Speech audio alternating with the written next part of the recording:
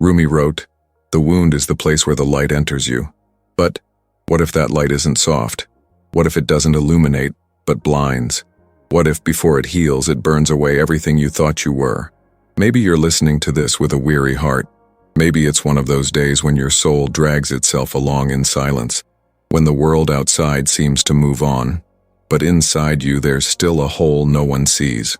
A wound, not physical, but ancestral, emotional, spiritual.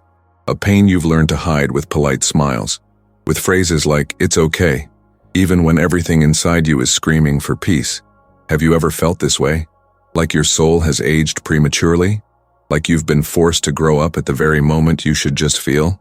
Some people look at you and tell you you're strong, but they don't know the weight you carry. They can't imagine the nights you fought to keep believing in something, in someone, in yourself.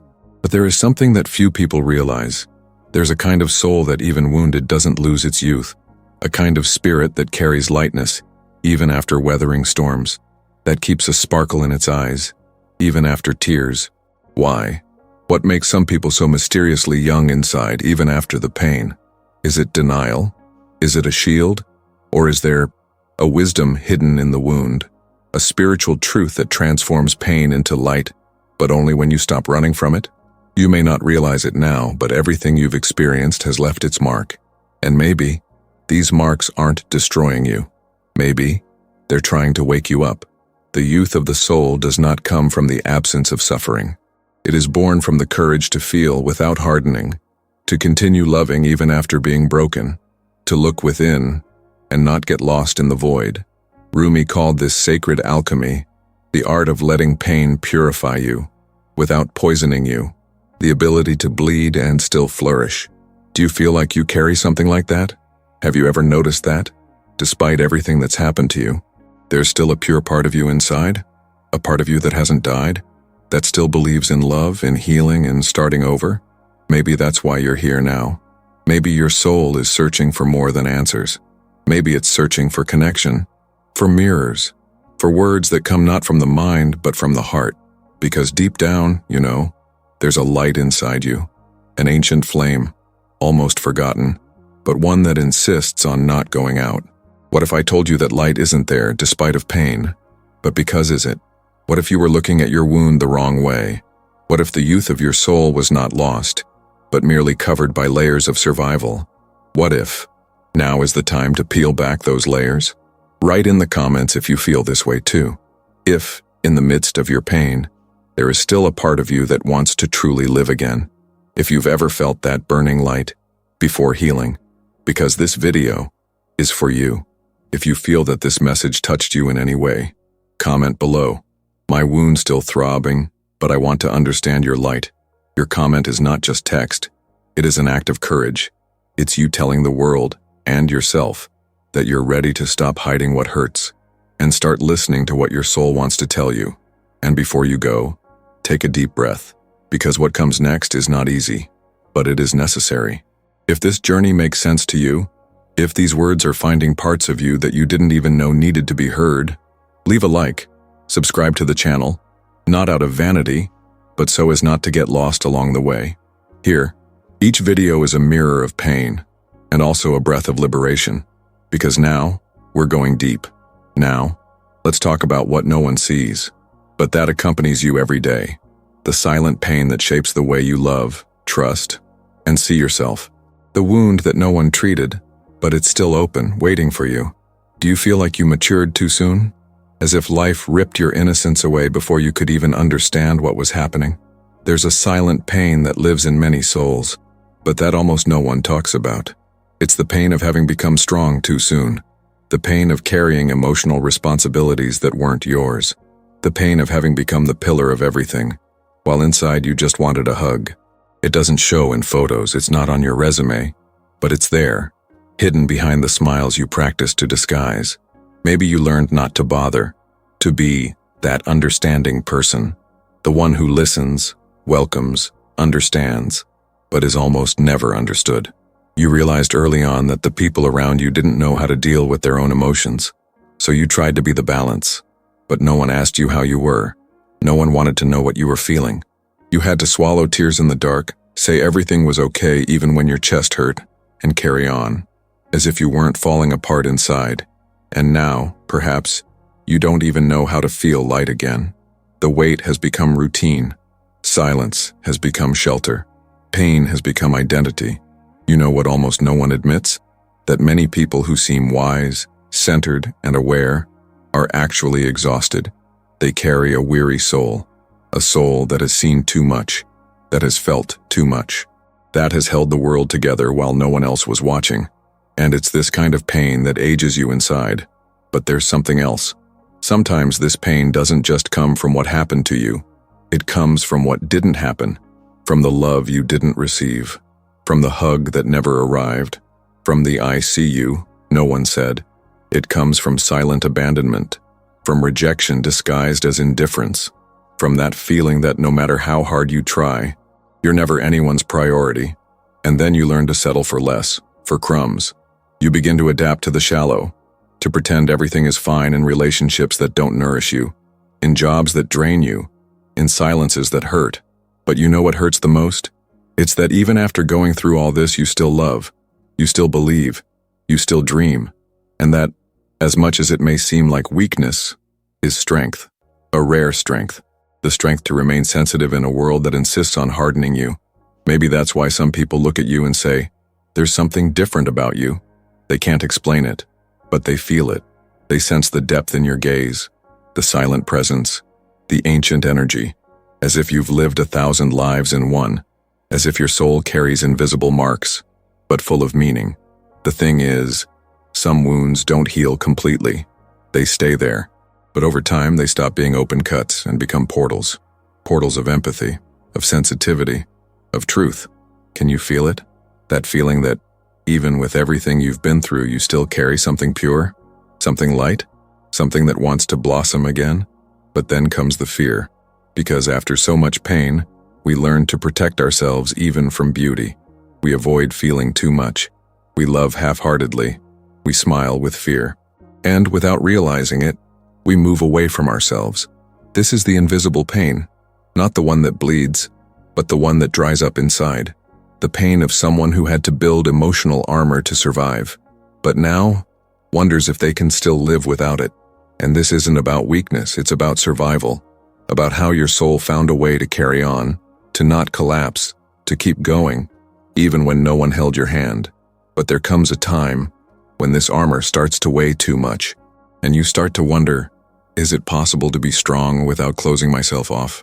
Is it possible to carry this pain without letting it define who I am? The answer doesn't come easily, and maybe no one has ever helped you find it. But you're here, and that says a lot. Because behind this weariness, this sensitivity, this precocious maturity, there is a soul that still wants to blossom, that wants to understand, that wants, perhaps for the first time, to be truly welcomed. Right here in the comments, my soul has matured before its time. If you felt that this part spoke to you, it's not just a phrase, it's an acknowledgement. It's you allowing yourself to exist with everything you feel. Have you ever stopped to think about how much pain shapes who you are? How it silently sculpts parts of you that no one sees, but that guide almost everything you feel? Perhaps you believed for a long time that you needed to rid yourself of pain, that you needed to eliminate it, erase it, ignore it. But what if in truth what hurts you most isn't the pain itself, but how hard you try to escape it? Rumi said, "You have to keep breaking your heart until it opens. Not to keep suffering, but to finally let in what's trying to be born, the light that only reveals itself amidst the darkness. There's a deeper root to everything you're feeling. It's not just sadness. It's not just fatigue. It's not just emptiness. It's something ancestral, an invisible cycle, an emotional legacy that you often don't even realize you're carrying. It's the echo of everything unsaid, of everything felt and repressed. It's the soul trying to free itself from a silent pattern, closing itself off every time something hurts. But it's not by closing ourselves off that the soul protects itself. It's by opening itself up. Some people think that being spiritual means always being at peace, always in light, always in harmony. But true spirituality isn't about escape. It's about confrontation. It's about diving into chaos with the courage of someone who knows that pain, when faced, transforms. It's about weathering the storm not to emerge unscathed, but to emerge true, because the soul that denies its pain distances itself from itself, and the one that allows itself to feel it, without clinging, finds healing where the world only sees wounds. How many times have you felt something inside you want to scream, but was silenced by fear? Fear of disturbing, fear of appearing weak, fear of falling apart. But what if I told you that it's precisely this suppressed scream that still pulsates in the form of anxiety, anguish, insomnia, and disharmony? The root of your pain may be hidden in the constant attempt to look good, because you learned that showing vulnerability is dangerous, that being too sensitive is wrong, that feeling deeply is synonymous with losing control, and so you became what others could accept, a role, a mask, an adaptation. But the soul does not accept drafts. She wants wholeness, and wholeness only comes when you acknowledge even that which breaks you. Some souls carry youth even after pain, not because they ignored the suffering, but because they made it a path. They didn't become bitter. They didn't hide behind the pain. They moved through. They faced the emptiness. They listened to the silence. And most importantly, they allowed themselves to not know, not understand, not control. They allowed themselves to break, because they knew deep down that this breaking wasn't destruction, it was opening. And this is where true spirituality begins, when you realize that the wound is not a mistake. It's a calling, a breaking point where something old needs to die, so that something true can be born. And when you deny this wound, when you try to disguise it or nullify it, you also close the doors to the light that wants to enter through it. How many times have you tried to rationalize your pain, explain it, give it meaning with pretty words? But the soul doesn't heal with logic. It heals with presence, with listening, with surrender. The spiritual root of pain lies in not wanting to feel it, in the constant attempt to maintain control, in the rigidity of an ego that has learned that loving is dangerous, that trusting is foolish, that showing one's soul is weakness. But the soul does not flourish under rigidity. It needs space, breathing, surrender. Maybe that's why you feel like there's a part of you that hasn't fully lived, a part of you that's locked away, that wants to come out, but is afraid of being hurt again, afraid of being rejected, afraid of not being enough. And this fear doesn't need to be denied. It needs to be seen. Only then does it lose its power. Some people carry wounds so deep that they think they'll never be able to feel lightness again. But lightness isn't the absence of pain. Lightness is the wisdom of not carrying what no longer belongs to you. It's letting go of control. It's allowing pain to come but not take up residence. It's accepting the flow of life, even when it seems to tear us apart. Because all the soul wants is to be lived, felt, heard. There is no healing without listening. There is no light without crossing the shadow. And there is no rebirth without symbolic death. If you're here, listening to this, perhaps your soul is asking for exactly that, a rebirth. Not the kind that comes with major external changes, but the kind that arises silently, from within. When you finally decide to stop running from yourself, when you stop trying to understand everything with your head and start listening with your heart, the wound, when accepted, becomes a passage, but when denied, it becomes a prison. Right here in the comments, my pain is not the end. It is the beginning of my return. If you felt this passage spoke to you, this phrase could be the first step to letting your soul breathe again. What no one told you is that pain doesn't have to harden you, that it doesn't have to extinguish your light, that it doesn't have to rob you of the lightness that once existed, even if today it seems forgotten. Pain can indeed age the body. It can leave marks on your face, tired eyes, stiff shoulders. But there's something many don't see. Pain can also awaken the soul. It can open doors that happiness could never touch. It can tear apart illusions, undo masks, and return you to yourself. Some people carry this mysterious light in their eyes, a youthfulness that cannot be explained by age, a vibrancy that depends not on appearance, but on the soul. It's the glow of those who have gone through personal hell and still refuse to extinguish their inner flame. People like this didn't become sweet because they never suffered. They became sweet, despite of suffering. And that is a silent miracle.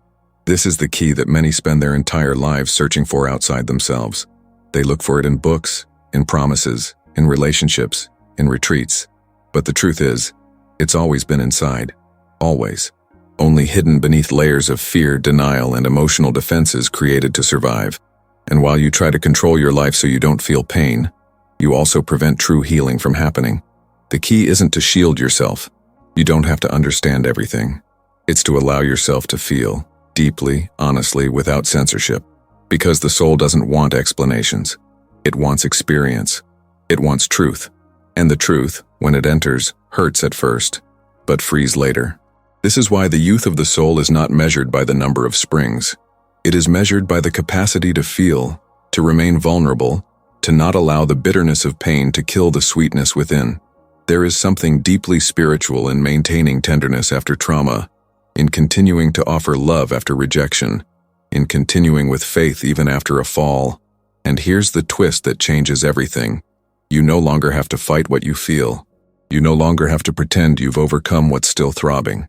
You don't have to stay strong all the time, because true strength lies in embracing your broken parts without trying to fix them immediately. No judgment, no rush. The hidden key lies in surrender, but not the surrender that gives up, that surrenders to emptiness. It is the conscious, mature, loving surrender, the kind that says, yes, I feel, yes, it hurts, but I won't shut myself down because of it. I won't freeze because of it. I choose to move forward, with my scars open, but with my heart awake. It's at this moment that you begin to understand something that transforms everything. Pain is not your enemy. It is your teacher. It is the soil where the soul learns to flourish. And the more you try to overcome it, the more trapped you become in the cycle. But when you stop resisting, something breaks, or rather something loosens. The rigidity gives way. Control diminishes. And for the first time in a long time, you feel peace. Not the peace that comes from the absence of problems, but the peace that arises from accepting who you truly are, with everything you've experienced. This is where the light enters, not as a glorious, spectacular ray, but as a gentle breath, as a subtle presence, as a reminder that you are still alive, that there is something in you that has never been touched by pain, even though everything seems to have been. This light demands nothing. It doesn't charge. It just waits for you to stop running away.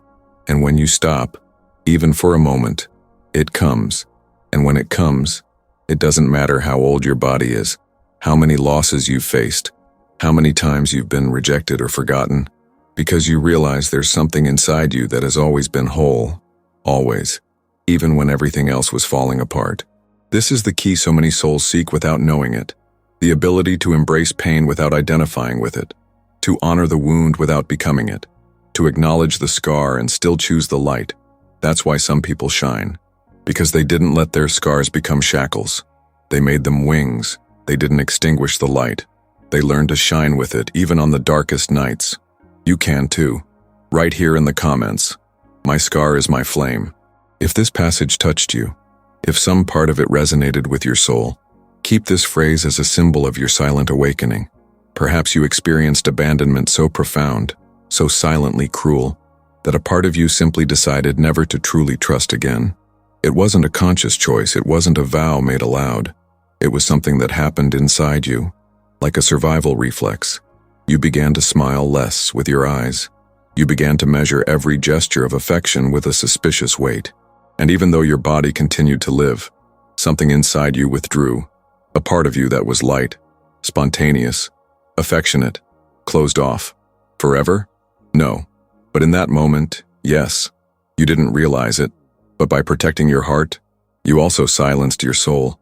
And since then, perhaps you've repeated relationships where depth was always avoided, where love was desired but feared, where affection arrived, and you retreated, because you felt that if you gave in again, if you let your guard down, pain would follow. But at some point you saw someone different, someone who had also been hurt, maybe even more than you, someone who lost, who cried, who was left behind, but who still carries sweetness in their eyes, who still trusts, still surrenders, still allows themselves to feel. This person isn't naive. They're not pretending it didn't hurt. They simply went through. They bled, yes, but they didn't become the cut. They allowed the pain to tear them apart but not define them. And that perhaps shook you more than any pain, because it showed you that it was possible, that there was another way, that being hurt isn't the end of the line. It's just the beginning of another kind of spiritual maturity. The kind of maturity that doesn't harden, that doesn't become cold, that doesn't turn love into a shield. Rumi called this the alchemy of the soul, the art of transforming suffering into wisdom, the art of suffering deeply and yet remaining light, the art of losing oneself and yet not forgetting the light. You might be at that point now, the point where everything inside you has been shaken, turned over, tested, where your patience has run out, where your faith has wavered, where you look back and wonder if everything you've experienced has served any purpose, or if it's only made you more tired, more suspicious, more distant.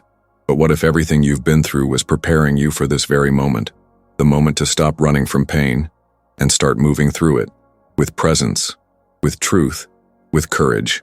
Pain only becomes trauma when it's not navigated, when you freeze in the impact, when abandonment becomes identity, when rejection becomes belief, when absence becomes rule.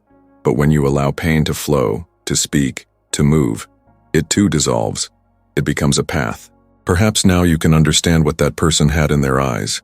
It wasn't the absence of pain. It was transcendence. It was the light that emerges when you embrace the shadow. It was the lightness of someone who has fallen and is no longer afraid of the ground. There is no miracle more beautiful than looking at your own pain and saying, "You hurt me, but you don't own me," because that is freedom. That is true healing. Not the kind of healing that pretends to forget, but the kind that remembers with compassion, that looks back with tenderness, that no longer needs to protect itself from the past, because it knows it has survived it. And from then on, everything changes. The way you love changes. The way you listen to yourself changes. You begin to respect your rhythms. You begin to listen to your silences. You begin to allow your soul to breathe, even if the scars still remain. And little by little, that youth that seemed lost begins to reveal itself again. Not as naivete, but as restored purity. Not as euphoria, but as serenity. A light joy, dependent on no one. A calm glow that comes from within. A new beginning that requires no date, nor permission, only presence. Maybe your process is slower. Maybe there's still a lot to feel. Maybe you still need to cry for what you didn't have, for those who didn't stay, for those who didn't see you. And that's okay. The soul isn't in a hurry. It just needs truth. And in this truth, you will find something the world cannot offer. Your essence. Untouched, inviolable. That part of you that always knew how to love, trust, and flourish. That part that never aged, despite everything. She's there, and she's waiting for you to come back. Right here in the comments. I pass through, but I do not become the pain. If this part touched you, if you saw yourself in it, this phrase can be your anchor, your reminder, your silent turning point. You didn't lose your youth. It didn't evaporate with time, nor was it faded by trauma. It simply fell silent. It remained there, dormant, like a small flame that never went out. It simply waited for the right silence to rekindle. The youth of the soul doesn't disappear because you suffered. It transforms. And it's precisely at the moment when you think you're older inside, more hardened, more distant from yourself, that it begins to want to return. But it doesn't return loudly. It returns subtly, like a whisper the soul barely hears if it's too busy trying to appear strong. Maybe you're still trying to control everything, protect yourself from new pain. Maybe you continue living with the weight of everything you've been through, carrying with you the rigidity of someone who learned to defend themselves so as not to fall again. But what few have told you is that rigidity also ages the soul. That control can keep you safe, but at the expense of your inner freedom. And the youth you sense in some people, that lightness that seems to dance even in the midst of pain, is not a gift. It's a choice. It's practice. It's surrender. Pain, when embraced truthfully, becomes a portal, a passageway, a dark corridor that, if you have the courage to cross, returns parts of yourself that were forgotten. It's this kind of rebirth that most people avoid because it requires breaking armor, dissolving masks, abandoning personas. It demands profound honesty, a spiritual willingness that only comes when you stop wanting to be understood and start wanting to understand yourself. You no longer need to run from your wound, because it is there that your light is hidden. This is one of the most disconcerting truths Rumi has given us. The light enters precisely where you bleed the most, where you struggle the most, where you've tried most to hide. And if it hasn't entered yet, perhaps it's because you're still trying to close what needs to remain open. Not to suffer forever, but to allow passage. Healing enters where the ego no longer has the power to control. Life isn't asking you to be perfect. It's asking you to be present, whole, even with fear, even with doubts, even without knowing how. Because it's in this state of honest surrender that you begin to feel your soul return. Not as it was before, but with more density, more root, more truth. There's a power that arises when you stop fighting what you feel, when you allow the pain to say what it needs to say, when you listen to it patiently, like someone listening to a wounded child who just needs a hug, not advice. The turning point happens there, when you trade judgment for presence, when you choose not to run away from yourself. And in that moment, something in you shifts. A quiet understanding blossoms. A kind of love you've never experienced before. Love for yourself, not for what you show, but for what you hold. For the pain you've survived. For the silences you've faced. For the falls you've risen from, even if no one noticed. This is the youth reborn. Not the youth of innocence that knows no pain, but of the soul that has already been through it and still chooses to live with ease. The youth of those who understand they no longer need to prove anything. Of those who no longer live to be accepted but to be true. Of those who no longer fear falling so much because they know that falling isn't a failure. It's part of the journey home. The world needs your light, even if it comes from a wound. Maybe mainly, that's why. Because there is no strength more authentic than that which arises from your own process. There is no truer inspiration than that of someone who has been broken, but has not lost their essence. And even if you think no one is seeing that your struggles are invisible, your energy speaks. Your vibration communicates. And there is someone, right now, in need of exactly the light you thought you had lost. Rumi said, "Don't turn away. Keep your wound open. That's where the light enters." And maybe keeping the wound open doesn't mean bleeding all the time. It just means not closing yourself off, not becoming bitter, not hardening to the point where you no longer feel. It means remaining permeable, even if everything around you tries to convince you otherwise. Because there is beauty in vulnerability, there is truth in sensitivity, and there is power in the heart that continues to love, even after everything. This is the shift in consciousness. The moment you stop trying to fix the pain and start walking with it, like someone who understands that the scar isn't a mistake, it's a symbol of survival. Like someone who recognizes that each step, even the most fragile, is leading you back to yourself. Right here in the comments. My pain made room for my light. If this part touched something deep inside you, this phrase can be your anchor to remember that the wound didn't destroy you. It simply revealed the path you now have the courage to follow. If you've made it this far, it's because something inside you recognized this message. Maybe it was a memory, an ancient silence, a wound that still throbs but now begins to make sense. And if this spoke to your soul, if you felt that in some way this video touched you, then this journey is yours too. If something in you has awakened today, don't turn away. Subscribe to the channel now. We're not here to escape the pain, but to go through it together. Here, each video is a mirror, each word is a step back to your essence. And if you felt this in your heart, like this video, not out of habit, but as a gesture of truth, of presence, of connection. Now it doesn't stop there. The next video that appears on the screen may be exactly what your soul needs to hear right now. Click on it. Continue. The journey isn't over. It's just beginning.